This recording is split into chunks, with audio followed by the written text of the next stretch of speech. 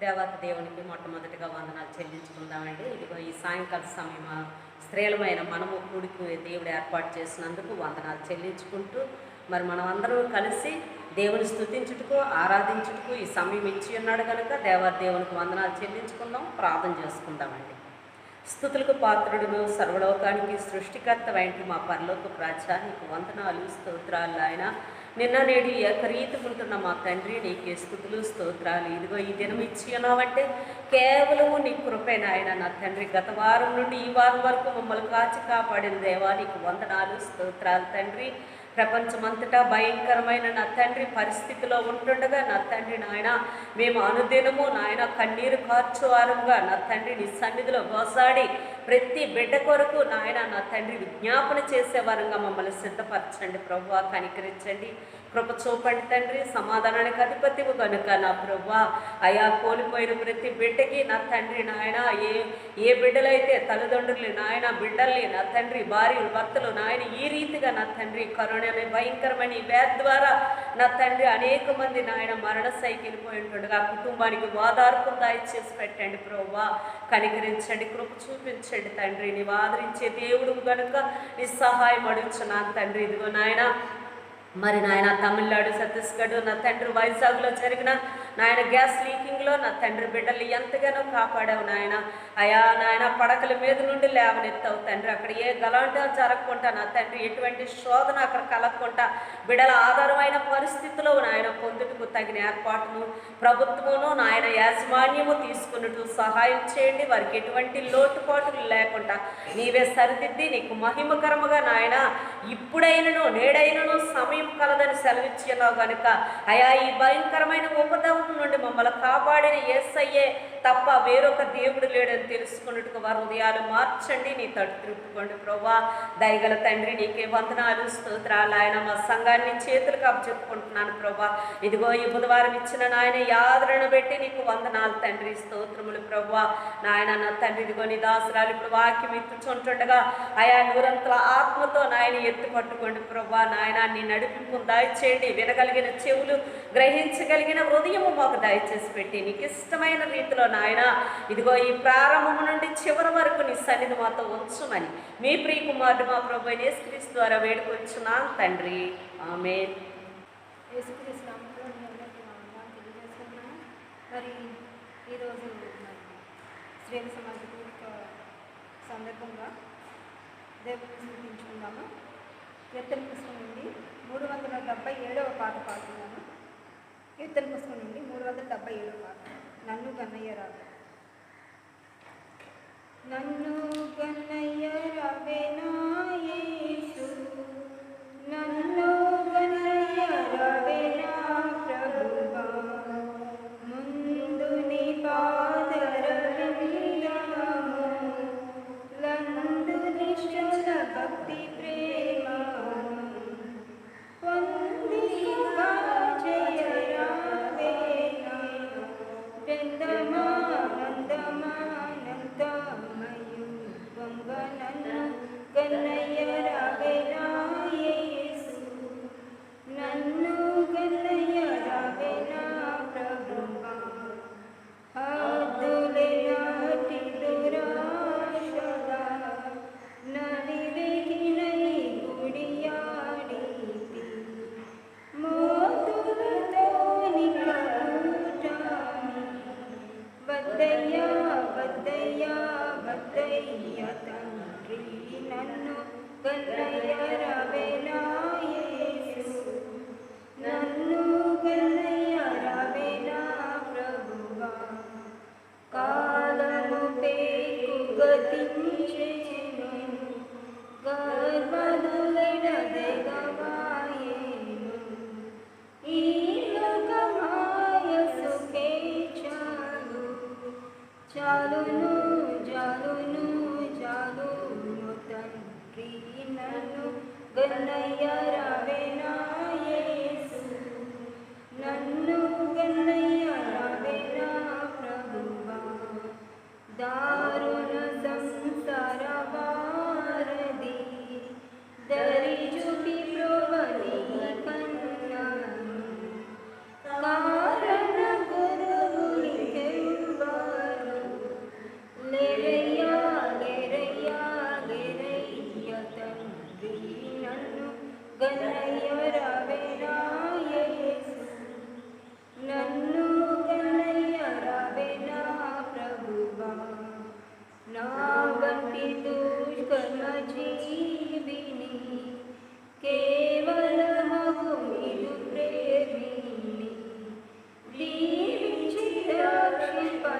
ఇప్పుడే రవయ్య రవయ్య రవయ్య తండ్రి నన్ను గన్నయ్య రవెనా యేసు నన్ను గన్నయ్య రవెనా ప్రభువా. దేవుని స్తోత్రం. ఇదను కొరకు ఏర్పాటు చేయబడ్డ వాక్య భాగము పిలుపు అపోస్తులుడైన పౌలు రాసిన పిలుపు పత్రిక 2వ అధ్యాయము 29-30 వచనాలు చదువుకుందాం. పిలుపు రాసిన పత్రిక 2వ అధ్యాయము 29-30 చదువుకుందాం. నా ఎడల నీ ఉపచర్యలో ఉన్న కొదవను తీర్చుటకై అతడు తన ప్రాణమునైనను లక్ష్య పెట్టక క్రీస్తు యొక్క పని నిమిత్తము చావునకు సిద్ధమై ఉండెను గనుక పూర్ణానందముతో ప్రభువునందు అతనిని చేర్చుకొని అట్టి వారిని గణపరచుడి. దేవుడి వాక్యం దీవించుగాక. ఈ సమయం పాశ్రమ గారికి. మరి ఒకసారి మన సంఘ స్త్రీలందరికీ నా వందనాలు తెలియజేసుకుంటున్నాను. మరి అందరూ క్షేమంగా ఉన్నారని నేను కలుస్తున్నాను. ఎందుకంటే ఈ భయంకరమైన గడ్డు దినాల్లో మనం ఆలయానికి చేరుకొని ఆలయంలో దేవుడిని స్తుతించుకోలేని పరిస్థితి అయినప్పటికీ దేవుడు మనకి మంచి భాగ్యాన్ని మనకు అనుగ్రహించాడు. మరి ఈ ఇంటర్నెట్స్ ద్వారా మరి సెల్స్ ద్వారా మనం వాక్యాన్ని వీక్షించే భాగ్యాన్ని మనకు అనుగ్రహించాడు. మరి చూసుకున్నట్లయితే చాలా భయంకరమైన దినాల్లో మనం ఉంటున్నాము. భయంకరమైన వ్యాధికి లోనయ్యి ఉంటున్నారు ప్రజలందరూ కూడా. మరి ఇటువంటి పరిస్థితి మరి మళ్ళీ ఇంకా ఎప్పుడు రాకూడదని మనం అందరూ ప్రార్థిద్దాము. ఎందుకంటే ఆలయానికి దూరం అయిపోయాము. దేవుని వాక్యాన్ని మరి ఆలయంలో వచ్చి మనం ధ్యానించుకునే భాగ్యం లేకుండా పోయింది. కనుక ఇటువంటి పరిస్థితి మనకు మరి త్వరలోనే మరి దూరం అవ్వాలని నేను ప్రార్థిస్తున్నాను. మరి మనం అందరం మరి ఒకసారి మన సంఘం అంతా కూడా మళ్ళీ ఇక్కడ సంఘం ఆలయంలో కూడుకొని ప్రార్థించుకునేలాగా, దేవుని ఆరాధించుకునేలాగా, స్తుతించుకునేలాగా మనం అందరం త్వరలోనే మరి చూడాలని నేను ఆశిస్తున్నాను. దేవుని ప్రార్థిస్తున్నాను, వేడుకుంటున్నాను కూడా. సో ఈనాడు మనకి ఎంతోమంది మరి వాక్యాన్ని కూడా వీక్షించలేని పరిస్థితి, వినలేని పరిస్థితి లోకంలో ఏర్పడి ఉన్నది. మరి అయినప్పటికీ ఇటువంటి పరిస్థితిలో కూడా దేవుడు మనకి అవకాశాలు ఇచ్చాడు.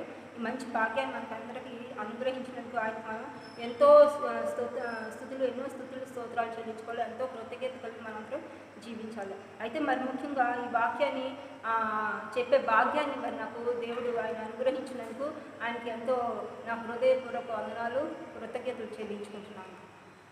సో ముఖ్యంగా మన స్త్రీలందరూ కూడా వాక్యాన్ని చూస్తున్నారని నేను నమ్ముతున్నాను.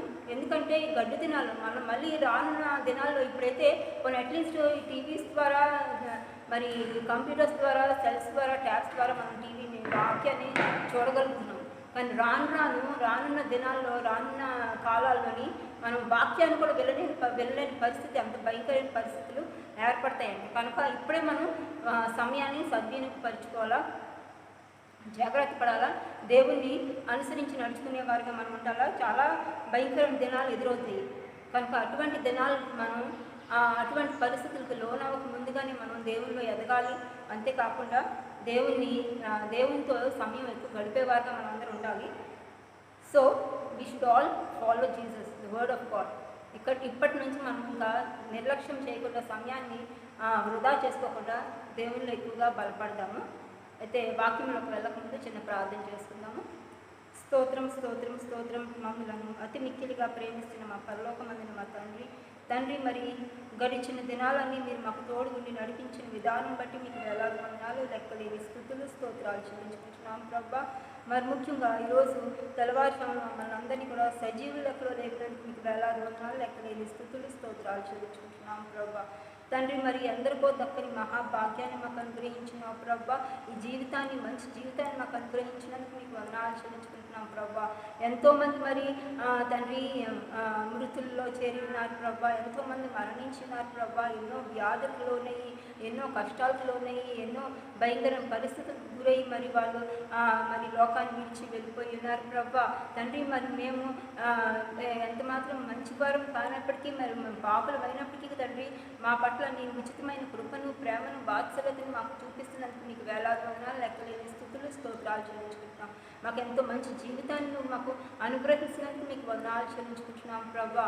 మరి ముఖ్యంగా ఈ సమయంలో జరుగుతున్న మరి స్త్రీల సమాజ కూడిక అంతట్లో ఆదరించి అంతవరకు మీరే తోడుగుని నడిపించండి ప్రభా.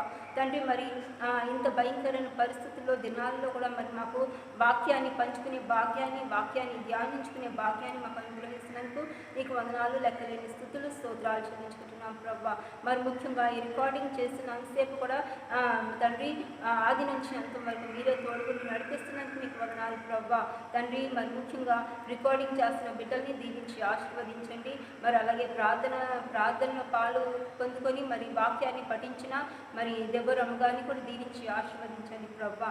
తండ్రి అదే విధంగా మరి ఇప్పుడు నేను వాక్యం అందించగా నాకు నీ ఆత్మీయ శక్తిని నడిపింపును అనుగ్రహించండి. ఏడంతుల ఆత్మతో నన్ను ఎత్తి పట్టుకున్నాను ప్రభా. తండ్రి ఎటువంటి శోధనకి మేము ఎటువంటి అవమానాలకి మేము గురవకుండా మీ కాపుదలను అనుగ్రహించండి. మరి ముఖ్యంగా తండ్రి ఇక్కడ నిలబడింది నేనైనప్పటికీ తండ్రి నా నోటి నుంచి వచ్చే ప్రతి మాట మీద ఉండేలా చేయాలి ప్రభా. తండ్రి నా నోటి మీద నా నాలుగు మీద నీ వాక్యాన్ని చెప్పినందుకు మీకు వేలాది వందనాలు లెక్కలేని స్థుతులు స్తోత్రాలు తండ్రి. ఎటువంటి మరి భయము జంకు బొంకు లేకుండా నేను ధైర్యంగా నిలబడి వాక్యం చెప్పగలిగే శక్తిని వాక్చాతుర్యాన్ని నాకు అనుగ్రహించండి ప్రభా. తండ్రి మరి ముఖ్యంగా తండ్రి ఈ వాక్యం ద్వారా అనేకులు మరి బలపడేలా చేయండి ప్రభా. నీయందు తండ్రి నీయందు నిలబడేలా చేయండి ప్రభా. నీలో విశ్వాసంలో ఇంకా ఎదిగేలా చేయండి ప్రభా. తండ్రి ఈ వాక్యాల్ని మరి తండ్రి మా హృదయాలకు హత్తుకొని మేము వాక్యానికి అనుగుణంగా జీవించే నడిపింపుని భాగ్యాన్ని జ్ఞానాన్ని మాకు అనుగ్రహించమని వేడుకుంటున్నాం ప్రభా. తండ్రి మరి ముఖ్యంగా ఈ సమయంలో తండ్రి దేవా ఎవరెవరైతే అనారోగ్యానికి గురై ఉన్నారో వారందరినీ మీ గాయపడ కర్మలతో ముట్టి సంపూర్ణమైన స్వస్థతని ఆరోగ్యాన్ని అనుగ్రహించండి ప్రభా. మా సంఘ కుటుంబాలందరినీ దీవించి ఆశీర్వదించండి. అదేవిధంగా తండ్రి మరి లోకం ఎంతో భయంకరమైన పరిస్థితిలో ఉంది ప్రభా. బహు గడ్డు దినాల్లో మేము జీవిస్తున్నాం ప్రభా. మరి ముఖ్యంగా ఈ కరోనా వైరస్ వ్యాధితో ఎంతోమంది మరి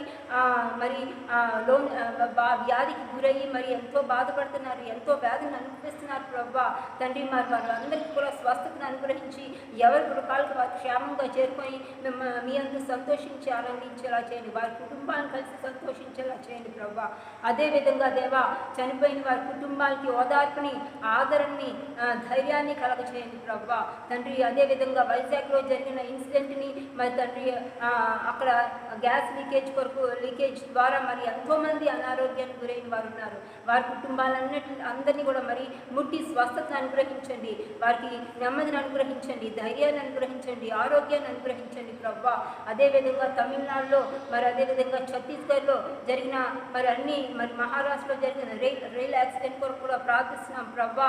తండ్రి ఎంతోమంది వారి కుటుంబీకులను పోగొట్టుకున్న వారు ఉన్నారు ప్రభా. ఎంతోమంది అనారోగ్యానికి గురైన వారు ఉన్నారు ప్రభా. ఎంతోమంది అస్వస్థతకు గురై ఉన్నవారు ఉన్నారు ప్రభా. వారందరినీ మీ గాయపడ హస్తాలతో ముట్టి సంపూర్ణమైన స్వస్థతని ఆరోగ్యాన్ని అనుగ్రహించండి తండ్రి. మరి లోకంలో ఎవరు కూడా తండ్రి మరి భయంకరమైన అపాయాలకు గురవుతున్నప్పటికీ వారు మళ్ళీ నిలకడగా లేచి నిలబడి మరి నీ యందు విశ్వాసం బలపడేలా చేయండి. నీవే నిజమైన దేవుడని ప్రతి ఒక్క మానవుడు కూడా గ్రహించుకునేలా చేయండి ప్రభా. నడిపింపును అనుగ్రహించండి ప్రభా, జ్ఞానాన్ని అనుగ్రహించండి తండ్రి. అదేవిధంగా మరి ముఖ్యంగా దూర దేశాల్లో ఉన్న మా సంఘ కుటుంబీకుల కొరకు మరి చదువుకుంటున్న వారి కొరకు ఉద్యోగాలు చేసుకుంటున్న వారి కొరకు మరి మేము ప్రార్థిస్తున్నాం ప్రభా. వారందరినీ మీ చేతుల్లోకి సమర్పించుకుంటున్నాం. మరి వారి దూర దేశాల్లో ఉండగా మరి ఎటువంటి ఇబ్బందులు కానీ అనారోగ్యాలు కానీ శోధనకి వ్యాధులకి గురవకుండా మీ కాపుదలను అనుగ్రహించండి. మరి అదేవిధంగా మా ఆలయం చుట్టూరు మీ అగ్ని కంచెను వేసించండి. మా సంఘ కుటుంబాలందరి చుట్టూరు మీ అగ్ని కంచెను వేసించండి. మీ రక్తంతో ప్రతి ఒక్క బిడ్డని ముద్రించండి ప్రభా. అదేవిధంగా ఇప్పుడు నేను వాక్యం చేస్తుండగా నన్ను నీ రక్తంతో ముద్రించండి తండ్రి. అదేవిధంగా ఎటువంటి శోధన ఎదురవకుండా చక్కగా ధైర్యంగా నిలబడి వాక్యం చెప్పగలిగే శక్తిని వాక్చాతుర్యాన్ని నాకు అనుగ్రహిస్తున్నాను నమ్ముచు ఈ చిన్న ప్రార్థన ఆలకించమని యేసునామం పేరట అతివినంగా వేడుకుంటున్నాము తండ్రి, ఆమేన్. అయితే మనం ఈరోజు వాక్య భాగం అంశం పేరు ఏంటంటే క్రైస్తవులకు హింసలు. అయితే ప్రస్తుత కాలంలో మనం లోకంలోకి చూసుకున్నట్లయితే లేకపోతే జీవితాల్లోకి చూసుకున్నట్లయితే క్రైస్తవులకు అనేక సార్లు భయంకర హింసలయ్యి వాటికి గురవుతూ ఉంటారు. ఎన్నో హింసలు వారికి ఎంతో భయంకరమైన పరిస్థితులు, కఠినమైన పరిస్థితులు ఎదురవుతూ ఉంటాయి. అయితే కొంతమందికి శరీరం ద్వారా హింసలు ఎదురవుతాయి, కొంతమందికి అనారోగ్యం ద్వారా, కొంతమందికి ఏంటి దీన్ని ఏమంటారు ఫైనాన్షియల్గా వారు హింసని అనుభవిస్తూ ఉంటారు, మానసికంగా కొంతమంది హింసను అనుభవిస్తూ ఉంటారు. మరి ముఖ్యంగా కొంతమంది ప్రత్యక్షంగా, పరోక్షంగా లేక పరోక్షంగా హింసల్ని ఎదుర్కొంటూ ఉంటారు. అంటే సాతానుడు వాడి ప్రభావాన్ని మానవులపై చూపిస్తూ ఉంటాడు. అయితే ఈ హింసలు ఎదుర్కొంటకు కొంతమంది అయితే ఏంటిగా ఎదుర్కొంటా అంటే ఈ హింసలకి గురయ్యి కొంతమంది దేవుణ్ణి ప్రశ్నించేవారుగా ఉంటున్నారు. దేవుణ్ణి ఎదురు తిరిగి ప్రశ్నిస్తూ ఉంటారు. అంటే వారు ఆ హింసలు భరించలేని పరిస్థితిలోని వారు ఏంటంటే దేవుని మీద నిందలు వేసేవారుగా ఉంటున్నారు. మానవులు అన్నాక ఎందుకంటే వారు చిన్న కష్టం వచ్చినప్పటికీ కూడా సహించలేని వారుగా మానవులు అన్నవారు ఉంటున్నారు. కొంతమంది అయితే చాలా కృంగిపోతారు, చాలా కృషించిపోతారు. నేను ఎందుకు బ్రతుకుంటారన్న పరిస్థితికి వారు చేరుకుంటారు. అటువంటి వారు ఏంటంటే వారిలో ఓర్పు అన్నది, సహనం అన్నది లేక వారు దేవుడి మీద నిందలు వేస్తూ ఉంటారు, దేవుడి మీద కోపగించుకుంటూ ఉంటారు. అయితే వాక్య భాగాన్ని మనం చూసినట్లయితే ఒక స్పష్టమైన సత్యాన్ని మనకి ఈ వాక్యము, ఇప్పుడు చదువుబడిన వాక్యము తెలియజేస్తుంది. అవి ఏంటంటే నీకు నాకు కూడా 2 అవకాశాలని అది చూపిస్తుంది. ఏమిటంటే అది ప్రభు అయిన యేసుక్రీస్తునందు మనం విశ్వాసం ఉంచడం, అదేవిధంగా ఆయన కొరకు హింసలు అనుభవించడం కొరకు మనకి వాక్యము చూపిస్తుంది. అయితే నిజంగానే మనం లోకంలో చూసుకున్నట్లయితే మనం అందరం కూడా ప్రభు అయిన యేసుక్రీస్తునందు విశ్వాసం ఉంచాలా, రక్షణ పొందుకోవాలని ప్రతి ఒక్కరూ ఆశించేది అదే. ప్రతి ఒక్క మానవుడు కూడా ఆయన ప్రేమ పొందుకోవాలని ఆశిస్తారు, మళ్ళీ ఆయన రక్షణ పొందుకోవాలని ఆశిస్తారు, పాప క్షమాపణ పొందుకోవాలని ఆశిస్తారు, అదేవిధంగా పరలోకానికి చేరాలని ఆశిస్తారు. అయితే ప్రతి ఒక్కరు కూడా యేసుక్రీస్తుని కోరుకుంటా ఉంటారు అనమాట. అంటే ఆయన యందు మేము జీవించాలి, ఆయన ప్రియమైన బిడ్డలుగా మేము జీవించాలని ప్రతి ఒక్క మానవుడు కూడా ఆశించేదే. అయితే క్రీస్తు కొరకు దీని ద్వారా మనం అందరం కూడా ప్రభు అయిన యేసుక్రీస్తు కొరకు శ్రమలు, హింసలు అనుభవించే మార్గం కూడా, అవకాశం కూడా మనకి వస్తుంది. అయితే అపోస్తులైన పౌలు భక్తిని మనం చూసుకున్నట్లయితే ఆయన ఫిలిప్పీలకు రాసిన పత్రిక 3వ అధ్యాయము 10వ వచనము 11వ వచనంలో ఆయన ప్రార్థన తెలియజేస్తున్నాడు. అదేంటంటే ఫిలిప్పీలకు రాసిన పత్రిక 3వ అధ్యాయము 10-11 చదవమ్మా. ఏ విధము చేతనైనను మృతులలో నుండి నాకు పునరుత్థానము కలుగునవలెనని ఆయన మరణ విషయంలో సమాధాన భోగము గలవాడైనదై ఆయనను ఆయన పునరుత్థాన బలమును ఎరుగు నిమిత్తమును ఆయన శ్రమలలో పాలువాడనగుటకు ఎట్టిదో ఎరిగి నిమిత్తమును సమస్తమును నష్టపరుచుకొని వాటిని పెంటతో సమానముగా ఎంచుకొనిచున్నాను. చూసారా? అంటే ఏంటి ఇక్కడ మనం వాక్యంలో చూసుకున్నట్లయితే ఆయన ఏంటంటే పౌలు భక్తుడు ఆయనకి లోకంలో ఏవైతే లాభకరాలుగా ఉన్నాయో, లాభదాయకంగా ఉన్నాయో అవన్నీ యేసుక్రీస్తు కొరకు ఆయన నష్టాలుగా ఆయన ఎన్నుకున్నాడు, అంటే ఎంచుకున్నాడు. సో లోకంలో వచ్చే ఆయన అంటే లాభాలన్నింటినీ కూడా ఆయన విడిచిపెట్టాడు అనమాట. వాటిని నష్టాలుగా ఆయన భావించాడు. సో అదేవిధంగా మనమందరం కూడా మనం లోక ఆశల కొరకు, అంటే వరల్డ్లీ ప్లెజర్స్ కోసం మనం చూడకుండా వాటన్నిటిని క్రీస్తు కొరకై వాటిని అన్నింటినీ కూడా మనం నష్టాలుగానే ఎంచుకోవాలి. అయితే యేసుప్రభు జీవితాన్ని మనం చూసినట్లయితే ఆయన ఎన్నోసార్లు ఎన్నో భయంకరమైన హింసల్ని, ఎన్నో శ్రమల్ని ఆయన అనుభవించారు.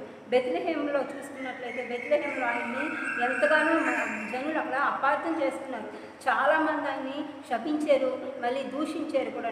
అలాగే గెత్సెమనే తోటలో చూసుకున్నట్లయితే ఆయన ఎంతో భయంకరమైన చేదు అనుభవాన్ని, హింసను అనుభవించాడు. అయితే అలాగే జనులందరూ కూడా ఆయన్ని నిందించారు, హింసించారు, మళ్ళీ హేళన చేశారు, ఆయన మీద ఉమ్మి వేశారు. ఆఖరికి ఏం చేశారు? ఆయన్ని సిలువ వేశారు, ఆయన మరణించేలాగా చేశారు. ఆయన్ని దూషించారు కదా, చాలా భయంకరంగా ఆయన్ని అవమానపరిచారు. కానీ అయినప్పటికీ ఆయన ఆ హింసలన్నింటినీ కూడా భరిస్తూ వచ్చాడు. అవన్నీ ఎందుకు ఆయన భరించాడంటే అవన్నీ కూడా మన కొరకు ఆయన భరించాడు. మరి అయితే ఆయన పొందుకున్న హింసలతో పోల్చుకున్నట్లయితే మన హింసలు ఎంత మాత్రం కాదు, చాలా చిన్నవి, అల్పమైనవి అనమాట, చాలా చిన్నవి. ఆయన హింసలతో పోల్చుకుంటే మనం చాలా తక్కువ. ఆయన అంత హింసను మనం ఎదుర్కోలేము కూడా, మనం అనుభవించలేము కూడా. ఎందుకంటే మనం మానవులు కనుక, మామూలు మనుషులు కనుక మనం ఆయన ఎదుర్కొన్నటువంటి హింసలు మానవులు ఎవరు కూడా భరించలేదు. చాలా భయంకరం అది. అయితే కొంతమంది మానవులు ఏమనుకుంటున్నారంటే అయ్యో మా జీవితం ఎందుకు ఇలా ఉంది, ఎందుకు పైకి రాందంగా ఉంది అని చెప్పి అనుకుంటూ ఉంటారు కొంతమంది ప్రజలు. అంటే ఏంటంటే ఒక అర్థం లేని మీనింగ్లెస్గా వాళ్ళ జీవితాన్ని వాళ్ళు భావిస్తుంటారు. అది వారికి ఏంటంటే వాళ్ళకి వారి జీవితం ఎలా కనిపిస్తుంది అంటే అలజడులతో రేగిన దానిలాగా, లేకపోతే అన్ని శ్రమలు కష్టాలు మళ్ళీ ఏడుపు పెడబొబ్బలు బాధ కన్నీరు తప్ప ఈ జీవితం నాకు ఏమీ మిగల్చలేదు అన్నట్లుగా కొంతమంది వారి జీవితం కోసం బాధపడుతూ ఉంటారు. వారి జీవితాన్ని వాళ్ళు అనుకుంటూ ఉంటారు. అయితే కానీ నిజమైన క్రైస్తవుడు ఎప్పుడు కూడా ఎలా ఉంటాడంట, జీవితాన్ని ఒక ప్రణాళిక, తన జీవితం ఒక ప్రణాళిక ఉందని ఖచ్చితంగా గమనిస్తూ ఉంటాడు, ఉన్నదని చెప్పి నమ్ముతూ ఉంటాడు. అయితే ప్రతి ఒక్కరికి ఒక్కరి జీవితం పట్ల యేసు ప్రభుకి ఒక ప్రణాళిక అయితే ఉన్నది, ఆయన పెట్టి ఉంచాడు ప్రతి ఒక్కరి పైన కూడా. రోమన్స్ మనం అలాగే రోమపత్రిక 8వ అధ్యాయము 28వ వచనం చదవండి. రోమపత్రిక 8వ అధ్యాయము 28వ వచనం చదవండి. దేవుని ప్రేమించిన వారికి అనగా ఆయన సంకల్పం చొప్పున పిలువబడిన వారికి మేలు కలుగుటకై సమస్తములో సమకూడి జరుగుతున్నవని ఎరుగుదుము అని రాయబడింది. సో అంటే ఏంటంటే దేవుని ప్రేమించే వారికి ఖచ్చితంగా అంటే ఆయన సంకల్పం చొప్పున నడిచే వారికి మేలు కలుగుతుందంట. అంటే అది ఏంటంటే మనం అనుకుంటే మనం ఏంటంటే ప్రతి ఒక్క క్రైస్తవుడికి అది జరగదు. ఎవరైతే రియల్ బిలీవర్స్, ఎవరైతే నిజమైన విశ్వాసులో వారికి అది ఈ వాక్యం వర్తిస్తుంది అనమాట. అంతేగాని నేను యేసుక్రీస్తుని ప్రేమిస్తున్నాను కదా అని చెప్పి సాతాను మార్గంలో నడిచేవారు ఇవేవి కూడా వాళ్ళు ఎవరు కూడా ఈ వాక్యం వర్తించదు. సో ఇప్పుడు మనం హింస అనేది ఎలా కలుగుతుందో, దేని ద్వారా కలుగుతుందో, ఎందువల్ల కలుగుతుందో అది మనం తెలుసుకుందాం. అయితే మొట్టమొదటిగా హింస ఎలా కలుగుతుంది, హౌ డస్ సఫరింగ్ కమ్, దీని కొరకు మనం చూద్దాం. అయితే హింస ఎలా కలుగుతుందంట, మనంతటా మనం చేసే పొరపాట్ల వల్ల, లేకపోతే పాపాల వల్ల, తప్పుల వల్ల మనకి హింస అన్నది కలుగుతుందంట. అయితే గలతీయులకు రాసిన పత్రిక 6వ అధ్యాయం 7వ వచనంలో ఏమని వ్రాయబడిందంటే, గలతీయులకు రాసిన పత్రిక 6వ అధ్యాయం 7వ వచనం చదవండి. గలతీయులకు రాసిన పత్రిక 6:7. మోసపోకుడి, దేవుడు వెక్కిరింపబడు, మనుషుడు ఏమి విత్తనో ఆ పంటనే పోయి. నిజంగానే కదా, మానవుడు ఏదైతే విత్తుతాడో ఆ పంటనే అతను కోస్తాడు, కానీ అతను విత్తంది అతను కొయ్యలేడు. అయితే మనం ఫర్ ఎగ్జాంపుల్ చూసుకున్నట్లయితే ఒక నేరగాడు ఉన్నాడంటే, నేరస్తుడు అంటే ఒక హత్య చేసిన వాడు ఎవరన్నా ఉన్నా, నరహంతకుడు ఎవరన్నా ఉన్నట్లయితే అతను చేసిన పాపానికి ప్రతిఫలంగా అతను ఏం పొందుకుంటాడు, ఖచ్చితంగా శిక్షని అనుభవిస్తాడు. ఉరి శిక్షను, లేకపోతే జైలు శిక్షను, కారాగార శిక్షని అతను అనుభవిస్తాడు, అనుభవించవలసి వస్తుంది కూడా. అతను ఎట్టి పరిస్థితుల్లో కూడా తప్పించుకోవడానికి అయితే అవ్వదు. అలాగే త్రాగుబోతుని చూసుకున్నట్లయితే అతను త్రాగి ఏమవుతాడు, నాశనం అయిపోతాడు. అంటే తన శరీరాన్ని అంతటినీ కూడా నాశనం చేసుకుంటాడు. అంటే ఆ హింసని, ఎటువంటి హింసను అతను అనుభవిస్తాడంటే మొత్తానికి ఆఖరికి అతను ఆరోగ్యం అంతా పాడైపోయేలాగా, క్షీణించిపోయేలాగా అతను అటువంటి హింసను అతను అనుభవించాల్సి వస్తుంది. ఎందుకంటే తాగిన వాడు ఎవరు కూడా ఆరోగ్యవంతుడిగా ఉండలేడు కదా. అయితే తాగాడు కనుక ఖచ్చితంగా దానికి ప్రతిఫలంగా అతను అనారోగ్యాన్ని పొందుకోవాల్సి ఉంటుంది. తప్పించుకునే భాగ్యం అన్నది అతనికి ఉండదన్నమాట.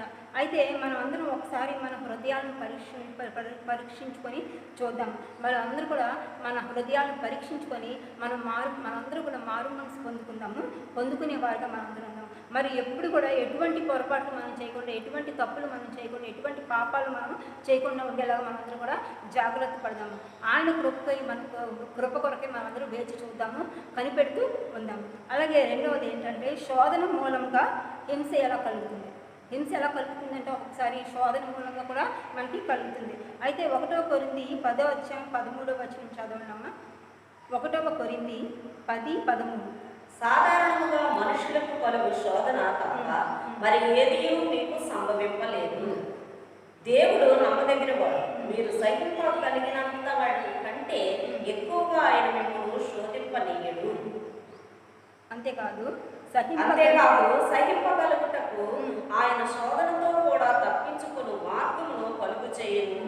సో ఇక్కడ ఏమని రాయబడి ఉందంట, మనము శోధనలు ఏదైనా కూడా మనకి వచ్చేవి ఏంటంట, మనమైతే ఎంతవరకు అయితే మనం సహించగలమో అంతవరకునే మనం శోధింపబడతాం, అంతేగాని అంతకన్నా ఎక్కువగా మనం ఎన్నడూ కూడా శోధింపబడమంట. ఏ మానవుడు కూడా యేసుక్రీస్తు పొందుకున్నంత హింసలను కానీ శోధనలు కానీ అనుభవించడం ఎదుర్కోడు కూడా. ఎందుకంటే మనం మానవులు కనుక అంత శోధనని, అంత బాధని, అంత హింసను మనం ఎదుర్కోలేము. ఎందుకంటే చిన్న కష్టం వస్తేనే మానవులు ఏమైపోతారు, కృంగిపోతారు, కృషించిపోతారు, పడిపోతారు, భయపడిపోతారు కదా, విసిగిపోతారు. ఎందుకు ఈ జీవితం ఎందుకు వచ్చింది, ఈ జీవితం ఎందుకు బ్రతుకుండడం వలన దీనికి వాళ్ళు వచ్చేస్తారు. కనుక దేవునికి తెలుసు, ఎందుకంటే ఆయన ఎంతో భయంకరమైన హింసని అనుభవించాడు, ఎన్నో భయంకరమైన బాధల్ని, ఎంతో అవమానాన్ని, ఎంతో శారీరక బాధని, మానసిక బాధని ఆయన ఎంతగానో అనుభవించాడు. కనుక ఆయనకి బాధ అన్నది ఏంటో ఆయనకి తెలుసు. నిజమైన బాధ హింసని అనుభవించాడు కదా. ఆయన అనుభవించినంత హింసలు మనం ఎవరు కూడా మానవులుగా ఎవరు కూడా అనుభవించలేదు, రావకూడదు. ఆయనకి తెలుసు, ఆయన అయ్యో నా బిడ్డలు అంత నేను అనుభవించినంత హింసను వారు అనుభవించలేరు ఆయనకి తెలుసు. ఎందుకంటే ఆ బాధ ఎటువంటిదో ఆయనకి అంత తెలుసు. కనుక మానవులకి అంత శోధన రాకుండా ఆయన ఆపుతాడంట. మనం ఎంతవరకు అయితే మనం భరించగలమో, వరకు అయితే మనం సహించగలమో అంతవరకునే మనకి శోధింపబడతాం, కానీ అంతకన్నా ఎక్కువగా మనం శోధింపబడము అన్నట్టు కూడా.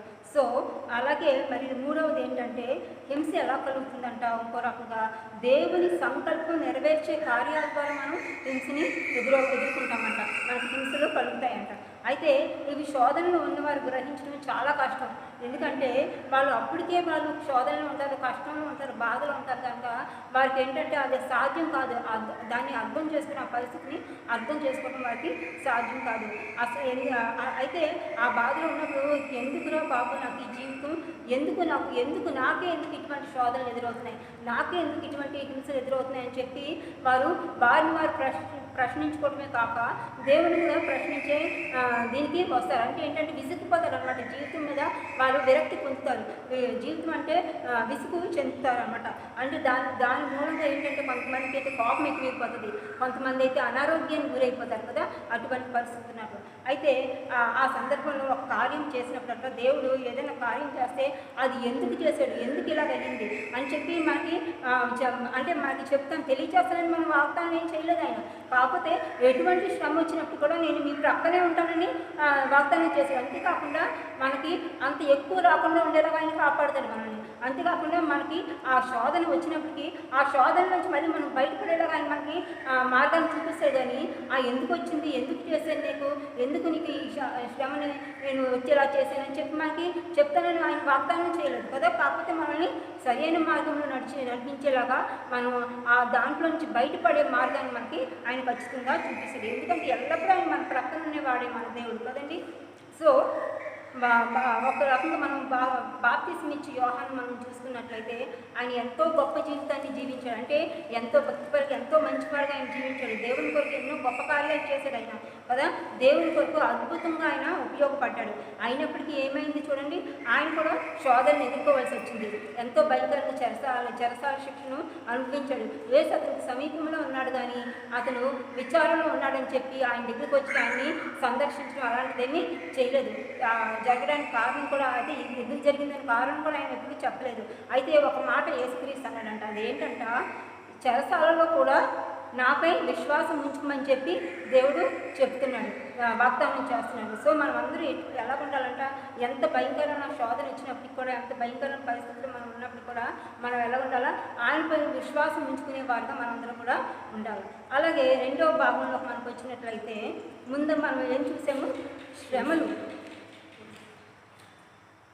హింస ఎలా కలుగుతుందని మనం చూసుకున్నాం. ఇప్పుడు రెండవది అంటే హింస ఎందుకు వస్తుంది, వై డు సఫరింగ్ కమ్, ఎందుకు మనకి శ్రమలు ఎందుకు వస్తాయి అని చెప్పి ఆ అంశం మనం చూస్తున్నాం. ఎందుకు వస్తుందంట, మొట్టమొదటిగా పాపానికి ప్రతిఫలంగా మనకి హింస అన్నది మనం ఎదుర్కోవాల్సి వస్తుందంట. యోహాను సువార్త 5వ అధ్యాయం 14వ వచనం చదవండమ్మా. యోహాను సువార్త 5వ అధ్యాయం 14వ వచనం. అటు తర్వాత యేసు దేవాలయంలో వారిని చూసి, ఇదిగో స్వస్థత నొందితివి, మరి ఎక్కువ కీడు నీకు కలుగుకుంటున్నట్టు ఇకను పాపం చేయకుమని చెప్పగా, వాడు వెళ్ళి తాను స్వస్థపరిచిన వాడు యేసు అని యూదులకు తెలియజేశాడు. అయితే ఇక్కడ వాక్యంలో ఏమని రాయబడింది, అతని కోసం రాయబడి ఉన్నది కదా. అదేంటి, దీనికి అర్థం ఏంటంటే అతడు అంటే దాన్ని బట్టి అతను పాపం చేశాడు కనుకే అతనికి ఈ శిక్ష అనుభవించాడు. అతను ఈ అనారోగ్యంతో ఆయన అస్వస్థతకు గురయ్యి ఉన్నాడని మనం వాక్యం ద్వారా మనం గ్రహించుకోవచ్చు. అయితే అతను 38 సంవత్సరాలుగా ఆ కోనేటి వద్ద పడి ఉన్నాడంట. ఏంటి, లేవలేని పరిస్థితుల్లో భయంకరమైన అస్వస్థతకి గురయ్యి ఉన్నాడు. అయితే అతను చేసిన పాపం బట్టి అతను అస్వస్థతకు గురై ఉన్నాడు, కానీ ఏమీ చేయకుండా ఆ అస్వస్థత అతను గురవ్వలేదు. వాక్యం ద్వారా మనం గమనించవచ్చు. ఎందుకంటే అక్కడ యేసు ప్రభు కూడా చెప్తున్నాడు కదా, ఇక మీద ఎన్నడూ కూడా నువ్వు పాపం జోలికి వెళ్ళదు, పాపం చేయొద్దని చెప్పి ఆయన హెచ్చరిస్తున్నాడు. అంటే దాన్ని బట్టి అతను పాపం చేసినందుకే ఆ స్థితికి అతను వచ్చాడనమాట. సో అలాగే రెండవది మనం చూసుకున్నట్లయితే మిరియాము మనం చూసుకుందాము. మిరియాము చూసుకున్నట్లయితే మిరియాము ఎంతో గొప్ప స్త్రీగా మనం చూస్తున్నాం బైబిల్లోని స్త్రీలలోని. అయితే ఆమె కూడా దేవునికి విరోధంగా జీవించింది. ఏంటంటే ఎలాగా తన సహోదరుడు అయిన మళ్ళీ మోషేకి, దేవుని సేవకుడైన మోషేను ఆమె ఆయనకు ఎదురుగా అంటే ఆయనకు విరోధంగా మాట్లాడింది కదా. మాట్లాడినందుకు ఆమె నిజంగానే హింసను ఎదుర్కొన్నది, అంటే శ్రమను ఎదుర్కొన్నది, శిక్షను ఎదుర్కొన్నది. అదేంటంట, ఆమెకి కుష్ఠరోగం వచ్చేసింది. అయితే ఇది మనం సంఖ్యాకాండము 12వ అధ్యాయం 10వ వచనంలో చదవచ్చు. సంఖ్యాకాండము 12:10లో చూడవచ్చు. మేఘము ఆ ప్రత్యక్షపు గుడారం మీద నుండి ఎత్తబడి అప్పుడు మిరియాము హిమము వంటి తెల్లటి పుస్తకాలదాయను. అహరోను మిరియాము వైపు చూసినప్పుడు ఆమె పుష్టి కలిగిందిగా కనబడింది. చూసారా, వాక్యంలో కూడా చూసుకుంటున్నాం. ఆమె ఏంటి, ఆమె చేసిన తప్పును బట్టి, పొరపాటును బట్టి, అంటే తన సహోదరుడికి ఎదురుగా విరోధంగా మాట్లాడినందుకు ఆమె వెంటనే, అంటే దేవుని సేవకుడు ఆయన, దేవుని సేవకుడిని దూషిస్తే విరోధంగా మాట్లాడితే ఖచ్చితంగా శిక్ష అన్నది ఎవరైనా కూడా పొందుకుంటారు కనుక, అలాగే అదే విధంగా ఆమె కూడా ఆయనకి విరోధంగా మాట్లాడినందుకు శిక్షని పొందుకున్నది. అదేంటంటే ఎంత భయంకరమైన హింస కదా, కుష్ఠరోగం రావడం అంటే. అయితే కుష్ఠరోగానికి ఆమె గురైనది. అలాగే మూడవదిగా మనం చూసుకున్నట్లయితే రాజైన ఆశ కొరకు మనం చూసుకున్నాము. అతను కూడా అలాగే యవన కాలంలో చాలా మంచిగా ఉన్నాడంట, దేవుని భయం కలిగి ఉన్నాడంట, దేవుని యందు విశ్వాసం కలిగి ఆయన జీవించాడు. కానీ రాను రాను ఏమైందంట, ఆయన దేవుని నడిపింపును తిరస్కరించాడంట, దేవునికి దూరం అయిపోయాడు. కనుక ఏమైంది, అతను చేసిన పొరపాటు వల్ల తప్పును బట్టి ఆయన చేసిన పాపాన్ని బట్టి ఏమైనా అనుభవించాడు, ఆయన జబ్బుకి గురయ్యాడు. అది 2వ దినవృత్తాంతములు 16వ అధ్యాయము 12వ వచనంలో మనం చూస్తాము.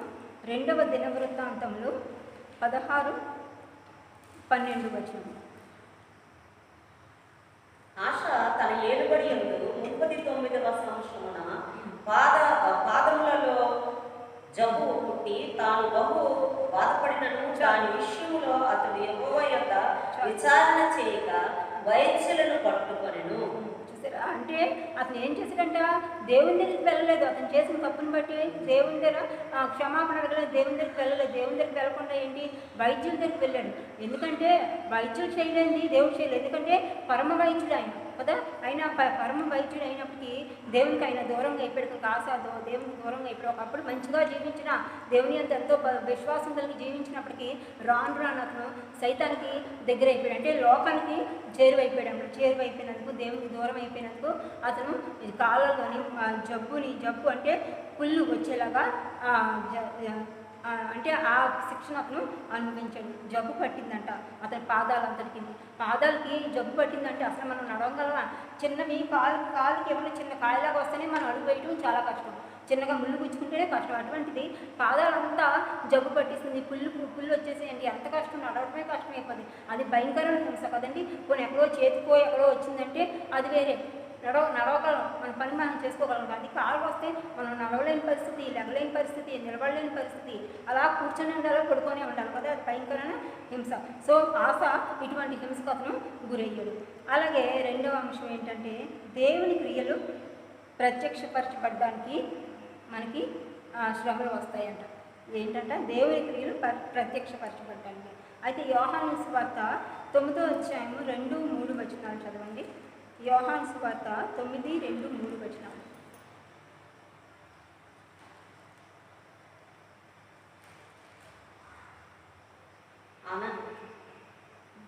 ఆయన శిష్యులు బోధకుడా, వీడు గుడ్డివాడై పుట్టుటకు ఎవడు పాపం చేశాడు, వీడా వీని కన్నవారా అని ఆయన అడుగుగా చాలు యేసు చాలు. అయితే ఇక్కడ ఏమని చూస్తున్నాం, అతన్ని చూస్తున్నాం, పుట్టుగుడ్డుగాడిని చూస్తున్నాం కదా. అయితే వాళ్ళు ఆ దారంట వెళ్ళిపోతుంటుంటే ఆ గుడ్డివాడు ఒకడు ఎదురయ్యాడంట. అయితే ఆ శిష్యులు యేసయ్యతో ఉన్న శిష్యులు ఆయన్ని అడుగుతున్నారంట, బోధకుడా ఈ గుడ్డివాడు కదా ఇతను, ఎందుకు అతను ఆ గుడ్డివాడుగా పుట్టాడు, ఏమి అతను ఏమైనా పాపం చేశాడా, లేకపోతే అతను కన్నవారు ఏదైనా పాపం చేశారా, ఆ పాపాలు బట్టి అతను ఈ శిక్షను అనుభవిస్తున్నాడా అన్నట్లుగా వాళ్ళు యేసయ్యని అడిగారంట. అప్పుడు యేసయ్య ఎటువంటి సమాధానం ఇచ్చాడట, వారికి టక్కున ఉలిక్కిపడే సమాధానాన్ని ఆయన జవాబులు ఆయన ఇచ్చాడంటే ఏమని చెప్పాడంట, వీడైనా వీడి కానీ దేవుని క్రియలు వీని యందు ప్రత్యక్షపరచబడుటకే వీడు గుడ్డివాడిగా ఉండెను.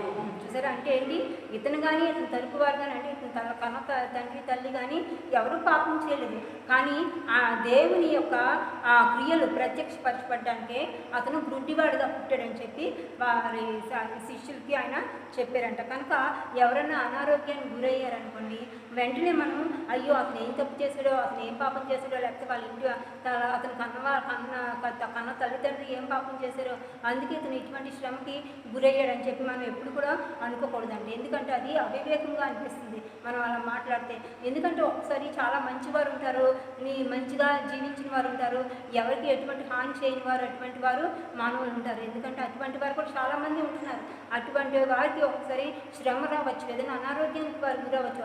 అలాగని చెప్పి వారు ఏం చేయకుండా వాళ్ళకి వచ్చి అంటే ఎందుకు దేవుడు పరీక్షించడానికో లేకపోతే ఆయన ప్రత్యక్ష చూపించడానికో అటువంటి శ్రమని హింసిన వారు ఎదుర్కొని ఉంటారు. కనుక మనం ఎప్పుడు కూడా ఒకరు ఎవరైనా అనారోగ్యానికి గురైనట్లయినా అయితే లేకపోతే ఏదైనా బాధకి లోనైతే మనం వెంటనే అనుకోండి, ఎందుకు అయ్యబ్బా వీరికి ఇటువంటి కష్టాలు వచ్చాయి, ఎందుకు ఇటువంటి హింసను వారు పొందుకుంటున్నారు, ఏమైనా తప్పు చేశారా, ఏమైనా పాపం చేశారన్న మాట మనం ఎప్పుడు కూడా అనకూడదు. అంటే అదేవిధంగా మూడవది, దేవుని నామానికి మహిమ కలగడానికంట మనకి శ్రమలు వస్తాయి. ఆయన నామానికి మహిమ కలగడానికి మనకి శ్రమలు వస్తాయంట. యోహాను సువార్త 11వ అధ్యాయం 4వ వచనం చదువునమ్మా. యేసు అది విని, ఈ వ్యాధి మరణము కొరకు వచ్చినది కాదు, కానీ దేవుని కుమారుడు దాని వలన మహిమపరచినట్లు దేవుని మహిమ కొరకు వచ్చినదే. అయితే ఇక్కడ మనము ఈ వాక్యంలో ఎవరి కోసం చూస్తున్నామంట, లాజరు కొరకు చూస్తున్నాం. లాజర్ని దేవుడు ఎంతగానో ప్రేమించాడు, ఆ కుటుంబాన్ని, అతని సహోదరిని అంటే ఆయన సోదరుల్ని, లాజరు సోదరుని ఎన్ని వారి స్నేహితులుగా ఉన్నారు ఆయనకి, యేసుక్రీస్తుకి. అయితే లాజరు జబ్బుకి గురయ్యి అనారోగ్యానికి గురయ్యి ఆయన చనిపోతే 4 రోజులు అయిన తర్వాత మళ్ళీ ఆయన ఏమయ్యాడు, లేపబడ్డాడంటే యేసుక్రీస్తు ద్వారా. అంటే ఎందుకు ఇలాగా ఆయన చేయాలంటే అతను జబ్బు పడినప్పుడే అతను చనిపోకుండా యేసుక్రీస్తు వెళ్ళి ఆయన స్వస్థతపరిచి ఉండొచ్చు, కానీ ఆయన నామానికి మహిమ కలగడానికి ఆయన ఏంటంటే చనిపోయే కానీ ఆయన 4 దినాలు గడిచిన తర్వాత ఆయన మళ్ళీ తిరిగి లేపాడు. ఆయన సమాధిలో నుంచి మళ్ళీ తిరిగి బయటికి లేచి వచ్చాడు. ఈ సంఘటన జరిగినందుకే, ఎందుకంటే ఇలా జరిగినందుకే ఎంతోమంది ఆయనకి దగ్గరయ్యారు, యేసుక్రీస్తుని నమ్మారు, యేసుక్రీస్తు యందు విశ్వాసం ఉంచారు. ఈయన నిజమైన దేవుని కుమారుడని చాలామంది గ్రహించుకున్నారు. అప్పుడే ఎంతోమంది క్రైస్తవులుగా మారినారు. సో ఒక్కొక్కసారి ఏంటంటే ఆయన నామానికి మహిమ పరచబడడానికే ఇటువంటి సంఘటనలు ఎదురవుతూ ఉంటాయి. మనం ఒక్కొక్కసారి ఎంతో భయంకరమైన స్థితికి అనారోగ్యానికి గురై ఉండొచ్చు.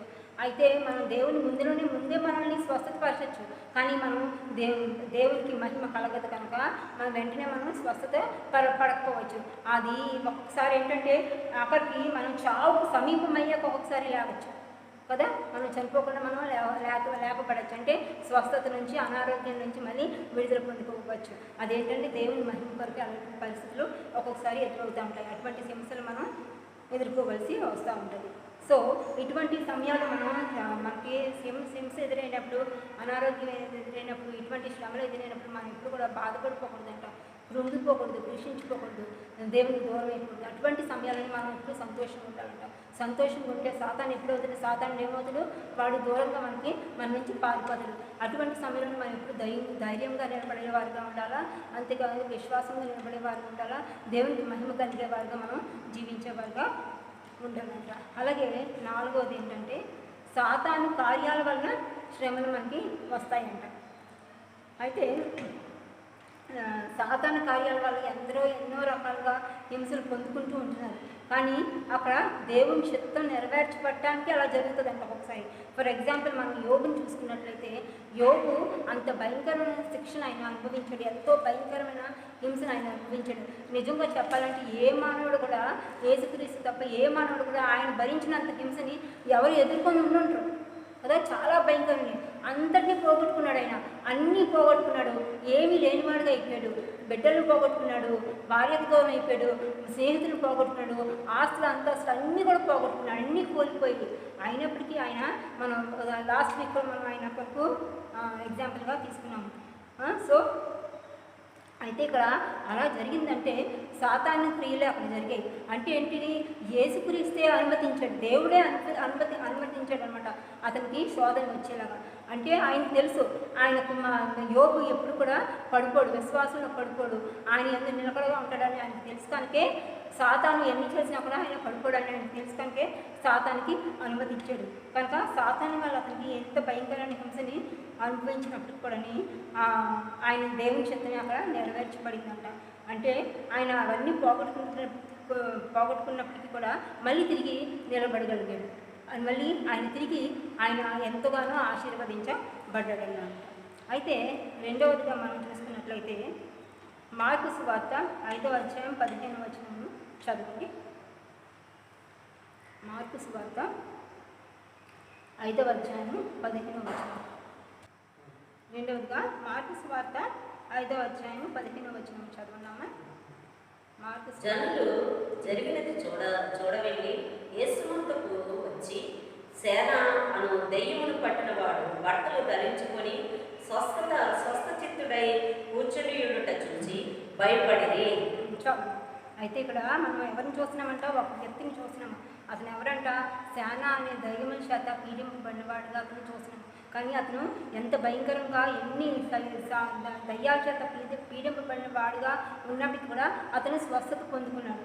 స్వస్థత పొందుకొని అక్కడ కూర్చొని ఉండటం అందరూ చూశారంట.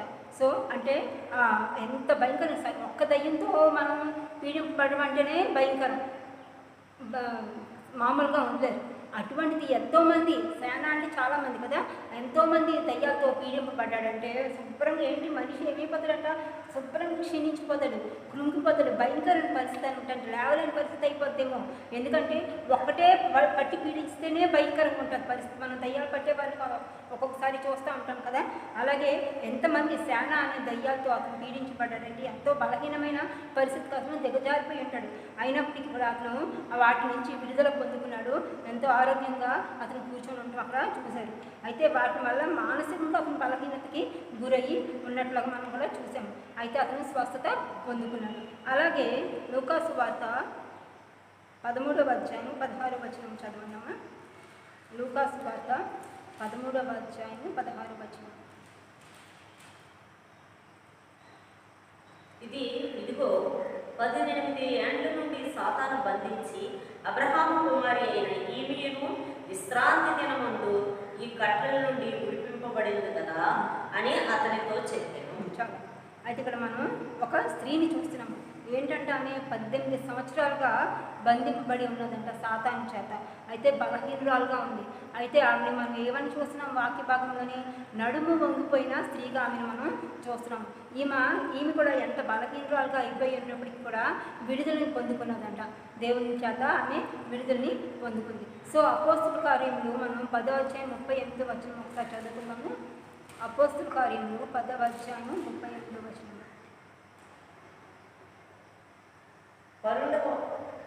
వారి ఈ సంగతులన్నీ వివరించి వారిని ఒప్పేకు పంపెను. అపోస్తుల కార్యములు 10:38. అదేదనగా దేవుడు నజరేయుడైన యేసును పరిశుద్ధాత్మతోనూ శక్తితోనూ అభిషేకించినన్నదియే. సో అయితే మనం ఏంటంటే దయ్యాల చేత అనవద్రొక్కబడిన వారిగా మనం ఒక్కొక్కసారి మనం గురై ఉండొచ్చు. అంటే అటువంటి పరిస్థితులకి మనం గురవుతాయి. అంటే సాతాను చేత మనం శ్రమని అనుభవించేవారుగా ఉంటాం. అయితే అటువంటి పరిస్థితులు కూడా అంటే ఏంటంటే అపవాది పీడింపబడిన వారందరిగా ఉన్నప్పటికీ కూడా దేవుడు మనల్ని స్వస్థత పరుస్తాడు. మనం స్వస్థత పొందుకున్న వారుగా మనం ఉంటాం.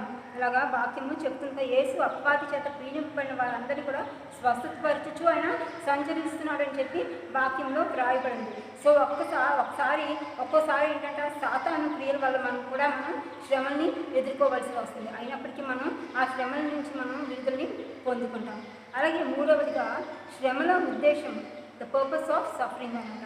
అంటే ఎందుకు వచ్చే శ్రమలు, వారి ఉద్దేశం ఏంటంటే అయితే మనం మేలు కలగడానికి ఒక్కొక్కసారి మనకి శ్రమలు వస్తాయంట. అయితే హెబ్రీలకు రాసిన పత్రిక 12వ అధ్యాయము 10వ వచనంలో మనం చూసుకున్నట్లయితే ఏంటంట, మన మేలు కొరకే ఆయన మనల్ని శిక్షించున్నాడంట. ఒక్కొక్కసారి మన 12:10 వారు కొన్ని దినముల మట్టుకు తమకు ఇష్టం వచ్చినట్లు మనల్ని శిక్షించిరి కానీ మనము తన పరిశుద్ధాత్మతో పాల్గొనవలెనని మన మేలు కొరకే ఆయన శిక్షించుచున్నాడు. అయితే ఎందుకంటే మన మేలు కొరకే మనం శిక్షని పొందుకుంటామంట ఒక్కొక్కసారి. అంటే అందులో నుంచి మనం బయటపడాలా, మనం చెందాలని చెప్పి ఒక్కొక్కసారి మనం శిక్షించబడతామంట. ఫర్ ఎగ్జాంపుల్ చూడండి, ఒక ఇనప కడ్డీని లేకపోతే స్టీల్ రాడ్ని మనం 100 రూపాయలకు కానీ కొన్నామనుకోండి, కొని దాన్ని ఏదైనా మంచి వస్తువుని దాని ద్వారా మనం తయారు చేయాలనుకుంటే దాన్ని ఎన్నోసార్లు కొట్టాలి, ఎన్నో దెబ్బలు దానికి వేయాలి. వేస్తే కానీ అది ఒక ఆకారంలోకి రాదు, చక్కని ఆకారంలోకి రాదు, తయారవుతుంది. సో ఈ కడ్డీ దెబ్బలు ఎలాగైతే అన్ని భయంకరమైన దెబ్బలను అది సహిస్తుంది కదా, సహించి అది మంచి రూపుని తెచ్చుకుంటుంది, సంపాదించుకుంటుంది.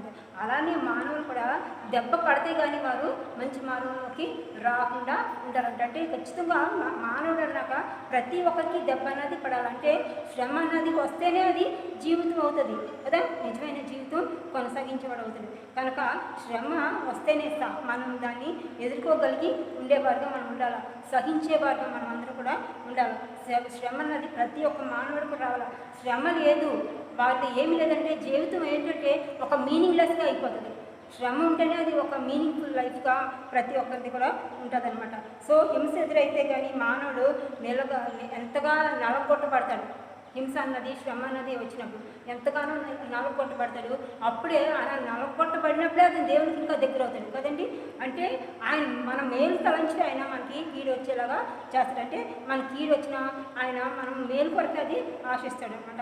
సో మనం ఇంకా ఏంటంటే ఆయన ఇంకా ఎక్కువగా షైన్ అవ్వాలని, ఇంకా ఎక్కువగా మెరుగుపరచబడాలని, మనం ఇంకా దేవునికి దగ్గర అవ్వాలని చెప్పి మనకి ఇటువంటి శ్రమలు అయ్యి వస్తూ ఉంటాయి. అలాగే రెండవదిగా పరిశుద్ధపరచబడడానికి కూడా మనకి శ్రమ అన్నది ఉద్దేశం అన్నమాట వస్తుంది. అయితే హెబ్రీలకు రాసిన పత్రిక మనం ఇప్పుడు చదువుకున్నాం కదా, వాక్యం 10వ వచనము అదే.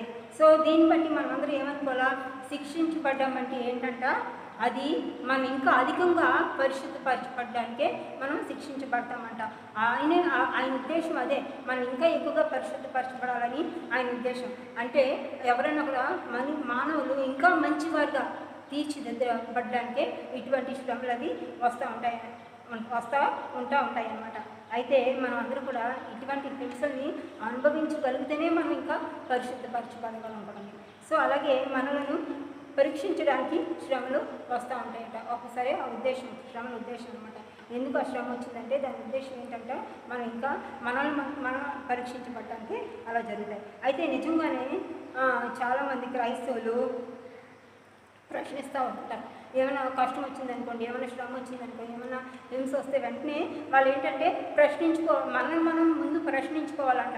ఎందుకు నాకు శ్రమ వచ్చింది అంటే, ఒకవేళ వెంటనే దేవుని మీద నిందలు వేసేయటం, లేకపోతే ఎవరి మీద ఇతరుల మీద నిందలు వేసేయటం అటువంటివి చేయకుండా, ఏమో నేను ఇంకా మెరుగుపరచడానికి దేవుడు నాకు పరీక్షిస్తున్నాడేమో అని మనం ప్రశ్నించుకోవాలి. కానీ వాటిని అయ్యో ఎందుకు నాకే ఇటువంటి కష్టాలు రావాలా, నేనే ఇటువంటి హింసలు అనుభవించాలన్న మాట మన నోటి నుంచి రాకూడదంట.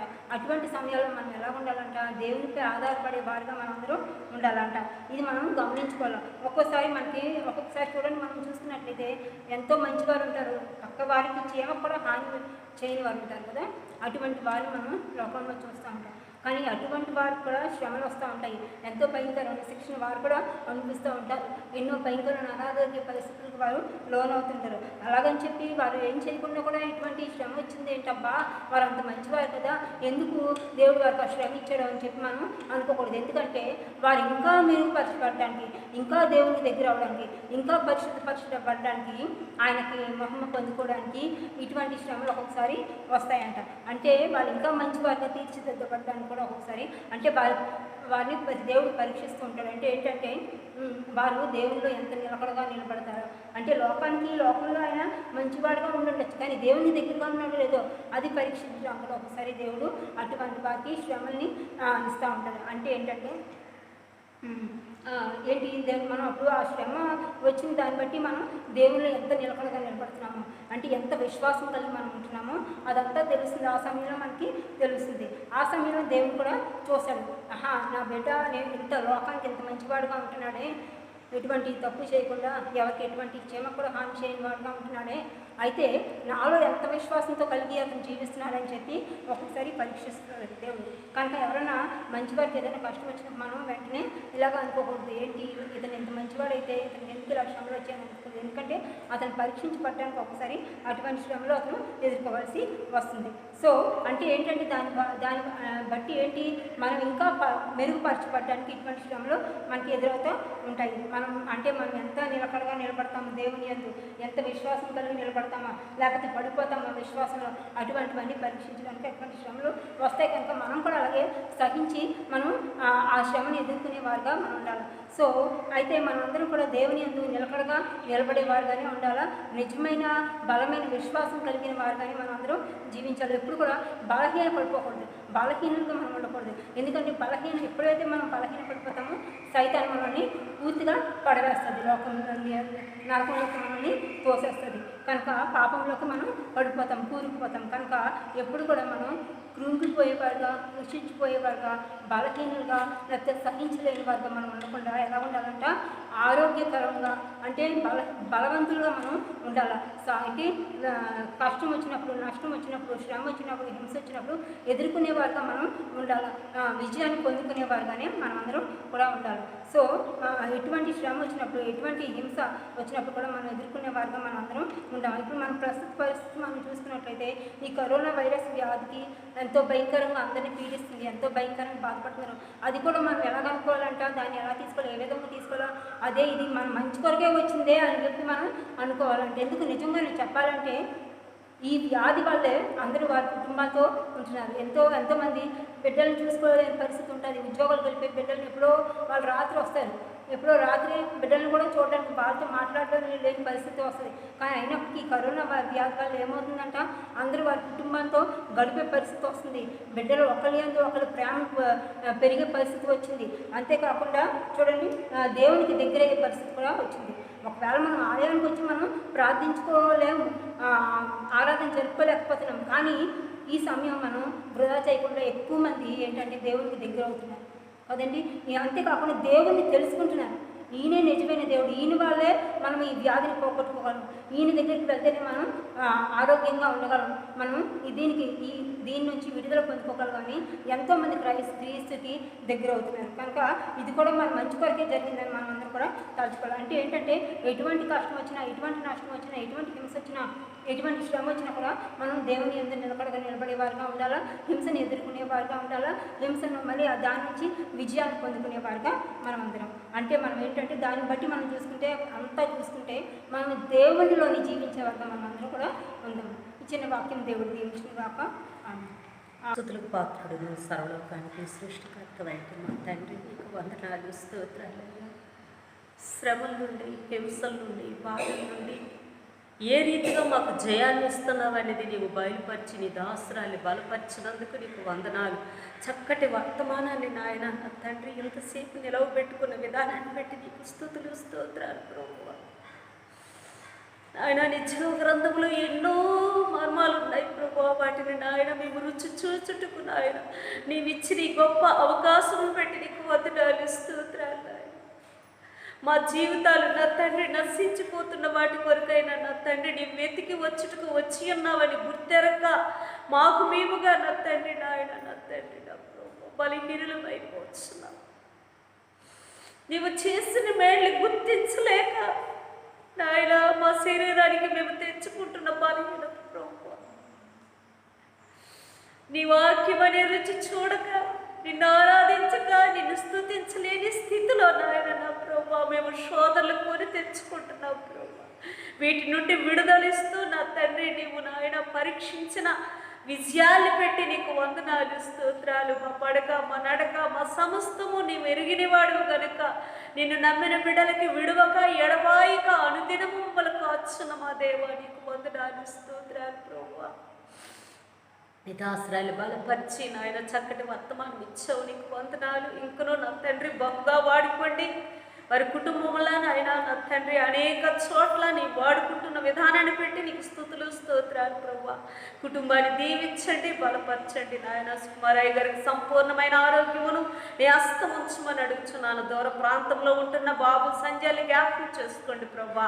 చిట్టిని జ్ఞాపకం చేసుకోండి, గర్భఫలాలు దయచేసి పెట్టండి. బిడ్డలు ఇరువురికి నాయన సహాయం చేయండి, కృప చూపండి నా తండ్రి. కుటుంబాలన్నింటినీ దీవించండి ప్రభా. నాయన మా సంఘాన్ని నీ చేతులకు అప్పచెప్పుకుంటున్నాం ప్రభా. నాయన పెద్దలు జ్ఞాపకం చేసుకోండి, నీ హస్తం ఉంచండి నాయన. ఎటువంటి బలహీనతకి గురవ్వకుండా నీ కంచి వేసి నీ భద్రతలో మమ్మల్ని ఉంచుతున్నందుకు నీకు వందనాలు స్తోత్రాలు ప్రభా. అలాగే నా తండ్రి దూర ప్రాంతాల్లో నాయన ఉంటున్న బిడ్డలు నీ చేతులకు చెప్పుకుంటున్నాను తండ్రి. నాయన పండుని జ్ఞాపకం చేసుకోండి ప్రభువా. బిడ్డని కాపుదల్లో ఉంచండి. ఎవరి బిడ్డడిని కానీ సహాయం దయచేయమని అడుగుతున్నాను. అలాగే నా తండ్రిని కూడా నీ సహాయం దయచేయండి అయా. ఇదిగో నాయన నా తండ్రి పెద్దోడికి కూడా నీ సహాయం అనుగ్రహించమని నా తండ్రి నాయన. నీ హస్తం ఉంచి బిడ్డలకి నాయన నీ ఆదరణ అనుగ్రహించి వారు చేస్తున్న ఏ పనిలో కూడా ఎటువంటి శోధన కలగకుండా నా తండ్రి నీ కంచి వేసి భద్రపరుస్తున్నందుకు నీకు వందనాలు స్తోత్రాలు. ఎవరి బిడ్డలు గనుక నిన్ను స్తుతిస్తూ ఆరాధిస్తూ నీ కొరకే జీవించే బిడ్డలుగా నాయన స్థిరపరచమని అడుగుతున్నాను ప్రభా. కనికరంగా దేవా నీకు వందనాలు స్తోత్రాలు నాయన. మా పెద్దలు జ్ఞాపకం చేసుకోండి, నీకు మహిమ గర్భగా వాడబడ్డకు సహాయం చేయండి నాయన. మా స్త్రీల సమాజాన్ని జ్ఞాపకం చేసుకోండి తండ్రి. ఇదిగో ఈ దినము నీవు అనుగ్రహించినది నా తండ్రి నాయన. మేము నాయన నిన్ను ఆరాధించి స్తుతించి నాయన ప్రతి బిడ్డ నా తండ్రి వినగలిగే చెవులు గ్రహించగలిగే మనస్సును అనుగ్రహించి వేకునే లేచి మా కుటుంబం కొరకు నా తండ్రి మా బిడ్డల కొరకు నా ప్రభా మా దేశం కొరకు ప్రపంచం అంతటి కొరకు మొరపెట్టే రీతిలో నాయన మా స్త్రీల సమాజాన్ని నీవు ఎత్తి పట్టుకొని బలపరచమని అడుగుతున్నాను. స్త్రీలకు ఇచ్చిన జ్ఞానాన్ని పెట్టి, కుటుంబాన్ని పెట్టి, సమస్తాన్ని పెట్టి, నీవు ఇచ్చిన ఆశీర్వాదాలు పెట్టి నీకు వందనాలు స్తోత్రాలు ప్రభా.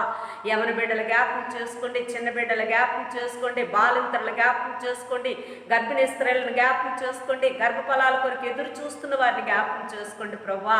అయా నాయన గారిని జ్ఞాపకం చేసుకోండి ప్రభా. సంపూర్ణమైన ఆరోగ్యం ఇచ్చి బిడ్డడు నడువుటకు సహాయం చేయండి.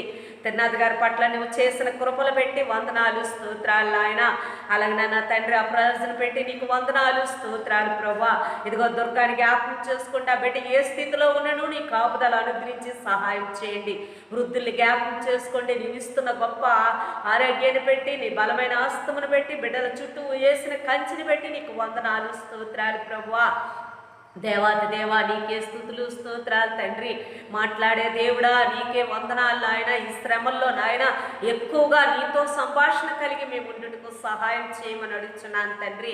ఇదిగో ఈ దినం 100 పుట్టినరోజులు చేసుకుంటున్న నీ ప్రియ బిడ్డలు పెట్టి వందనాలు అయా. నీ దాసు నాయన నాయన తండ్రి నాయన ఇచ్చిన నూతన దయా కిరీటాన్ని పెట్టి నాయన నా తండ్రి నీ హస్తం ఉంచి నా ప్రభా నాయన రానున్న కాలంలో నీ దాసుని బహుగా వాడుకోమని నా తండ్రి నాయన సమాధానాన్ని అనుగ్రహించి కుటుంబానికి నీ ఆశీర్వాదాలు అనుగ్రహించమని తను చేస్తున్న ప్రతి పనిలో నీ ఉండి సాల్మన్ రాజుకి నీ సహాయం అనుగ్రహించి పెట్టమని అడుగుతున్నాను ప్రభా. మరి దూర ప్రాంతంలో ఉన్న లావణ్యాన్ని చేతులకు అప్పచెప్పుకుంటున్నాను తండ్రి. అయా నా తండ్రి నిన్నటి దినమున నా తండ్రి నా ప్రభా తన సేఫ్టీ కొరకు మాట్లాడిన విధానాన్ని పెట్టి నీకు వందనాలు నాయన. నీవు చూపిన కృపలు పెట్టి బిడ్డకి ఇచ్చిన నాయన ఆదరణ పెట్టి ఆ కంచిని పెట్టి నీకు వందనాలు స్తోత్రాలు. తన భర్తని బిడ్డని అత్తగారి కుటుంబాన్ని జ్ఞాపకం చేసుకొని అయా నూరంతుల ఆశీర్వాదము వారికి పంపించమని, నూతన దయా కిరీటంలో బిడ్డకు రానున్న కాలంలో నీకు మహిమకరముగా వాడబడటం సహాయం చేయమని మా కుటుంబాలన్నింటినీ దీవించమని మరొకసారి నా తండ్రి ఎవరైతే బలహీనంగా ఉంటున్నారో వారందరినీ జ్ఞాపకం చేసుకోండి. ఈ కరోనా బారిన పడి నా తండ్రి లాక్డౌన్లో నా తండ్రి నాయన బలహీనముగా ఉంటున్న బిడ్డలు జ్ఞాపకం చేసుకోండి. ఆయా క్వైట్లో ఉంటున్న నా తండ్రి నా ప్రభు నాయన బిడ్డలు జ్ఞాపకం చేసుకోండి. ఆయా వారి గృహాలకు వెళ్ళి నీ కృప చూపించమని అడుగుతున్నాను తండ్రి. మరణ సైకెళ్ళిన బిడ్డల కుటుంబాలకు ఆదరణ దయచేయమని అడుగుతున్నాను ప్రభా. సమస్తము సమాధానపరచండి నాయన. మా ప్రభుత్వాన్ని జ్ఞాపకం చేసుకోండి తండ్రి. చేస్తున్న ప్రతి పనిలోని ఉండండి నాయన. ఎవరికి ఎటువంటి నష్టాలు బలహీనతలు కలస్తూ ఉంచమని యేసునామమున అడుగుచున్నాను తండ్రి. ఆమేన్.